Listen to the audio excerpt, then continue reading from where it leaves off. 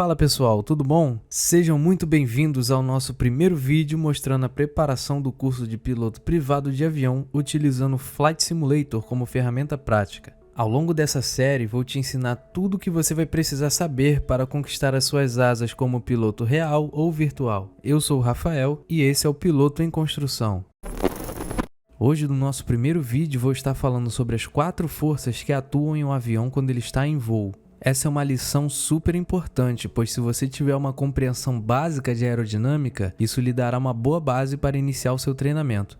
Agora vamos dar uma olhada nessas 4 forças que afetam o nosso avião durante o nosso voo. Como você pode ver, essas 4 forças são a sustentação, o peso, o empuxo e o arrasto. A primeira força que eu vou falar é a sustentação, que é a força ascendente que literalmente levanta a aeronave do solo. Isso é causado basicamente por 2 fatores, o vento relativo e o design da asa. Nós pilotos temos um nome para esse design da asa, nós chamamos de aerofólio. Mas eu não vou entrar em muitos detalhes sobre a sustentação nesse vídeo, pois esse vai ser o tema do nosso próximo vídeo. A segunda força, se considerar ao voar uma aeronave, é o peso. O peso é simplesmente a carga combinada de todas as pessoas a bordo da aeronave, todo o combustível, qualquer bagagem ou carga que você possa ter e até mesmo a própria aeronave. Outra coisa que você precisa saber sobre o peso é que ele se opõe à sustentação, ou seja, ele empurra a aeronave para baixo através do centro de gravidade. Nós vamos falar sobre o centro de gravidade num outro episódio, mas basicamente o centro de gravidade é onde o peso médio da aeronave e tudo a bordo está centrado. Se você pudesse pendurar um avião por um fio e colocasse o centro de gravidade diretamente abaixo do fio, a aeronave iria se equilibrar perfeitamente. Uma coisa que pode não fazer sentido agora, mas é muito importante saber, é que num voo reto e nivelado, a sustentação e o peso são iguais. Dando continuidade, a nossa próxima força que a gente vai ver é o empuxo, que é a força que impulsiona a aeronave para frente. O empuxo geralmente é criado por algum tipo de motor e hélice trabalhando juntos, ou por um rotor, no caso dos helicópteros. O importante a saber sobre o empuxo é que para mover a aeronave para frente, você deve primeiro superar o arrasto, que mostramos aqui como uma força contrária, mas na verdade essa força apenas se opõe ao movimento de ir para frente. O arrasto torna-se difícil mover a aeronave para frente.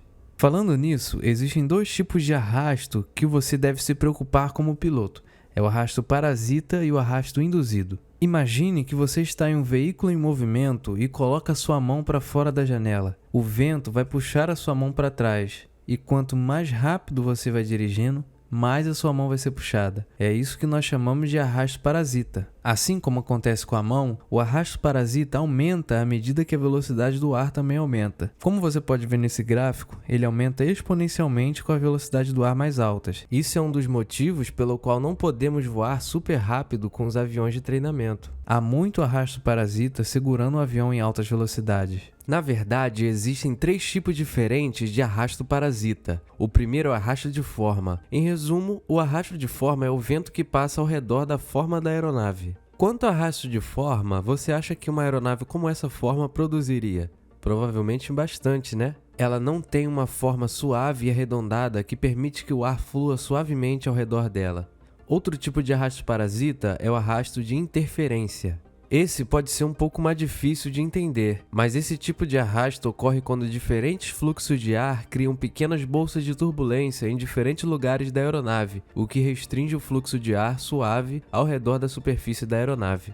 O último é o arrasto de atrito de superfície. Esse tipo de arrasto é causado pela superfície da aeronave. Se a gente pudesse ampliar com o microscópio e olhar a superfície da aeronave, a gente ia descobrir que ela não é tão lisa quanto parece. O vento ainda pode agir nessas pequenas áreas microscopicamente ásperas e reduzir a velocidade da aeronave. Você já pode ter visto que geralmente pintamos ou polimos as superfícies exteriores de uma aeronave para reduzir o arrasto de superfície, mas ele nunca é completamente eliminado. O arrasto induzido é outro tipo de arrasto que afeta a nossa aeronave. Ele é criado como resultado direto da sustentação. Eu vou falar sobre ele num próximo vídeo, mas as asas direcionam o vento relativo acima e abaixo da superfície da asa, criando a sustentação, mas também gerando arrasto induzido. O arrasto induzido é um pouco estranho. À medida que a velocidade do ar aumenta, a asa se torna mais eficiente e por isso o arrasto induzido, na verdade, diminui. O interessante é que se olharmos para esses dois tipos de arrasto em um gráfico, veremos que o arrasto parasita aumenta exponencialmente com a velocidade do ar, mas o arrasto induzido diminui exponencialmente com a velocidade do ar. Por isso que existe uma faixa de velocidade em cada tipo de aeronave, onde conseguimos o menor arrasto possível. Muitas das velocidades de voo que você vai aprender estão diretamente relacionadas a essa velocidade. Os pilotos se referem a isso como razão de sustentação para arrasto, mas por que não de razão de empuxo para arrasto? Bom, assim como a sustentação e o peso em um voo reto e nivelado, empuxo e arrasto também são iguais, mas todas essas forças estão diretamente relacionadas entre si. Agora você deve estar se perguntando por que eu escolhi falar sobre aerodinâmica nesse primeiro vídeo. Assim como você, eu também só queria começar a pilotar logo o avião. Mas se você entender esses conceitos, isso vai te ajudar a entender como controlar a aeronave. Sempre que eu faço um ajuste em qualquer uma dessas forças, isso vai causar uma mudança em outra força. Agora a gente está aqui dentro do avião, e como eu já tinha falado, em um voo reto e nivelado, a sustentação e o peso são iguais. Agora eu vou mostrar aqui na prática, dentro da aeronave, como isso realmente funciona. Eu ajustei aqui o meu avião para um voo reto e nivelado.